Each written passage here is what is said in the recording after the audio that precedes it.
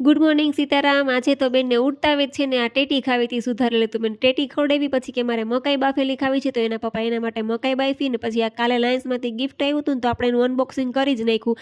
એક સરસ મજાનું વોલેટ નીકળ્યું ને એક સરસ મજાની અલગ જ ટાઈપની ઘડિયાળ નીકળી છે, જે નૈત્રી બેનને તો બહુ જ ગમી। એ કે આ ઘડિયાળ મારીને પછી મેં એના માટે નાસ્તા બોક્સ તૈયાર કર્યું, પછી વોટર બેગ પાણીની તૈયાર કરી, અને પછી મારે એના પપ્પા માટે આ ચેવડો બનાવવાનો હતો ધાણી મમરાનો, તો એના માટે મેં માનવીના બી તળ્યા, પૌવા તળ્યા ને પછી ધાણીને મમરા ને લીમડો ને હિંગ ને બધું નાખીને સરસ મજાનો ચેવડો બનાવી નાખ્યો, કારણ કે એને બહુ ભાવે, નૈત્રીને બહુ ભાવે ને મને બહુ ભાવે। તમને ભાવે છે તો કમેન્ટ કરીને કહેજો।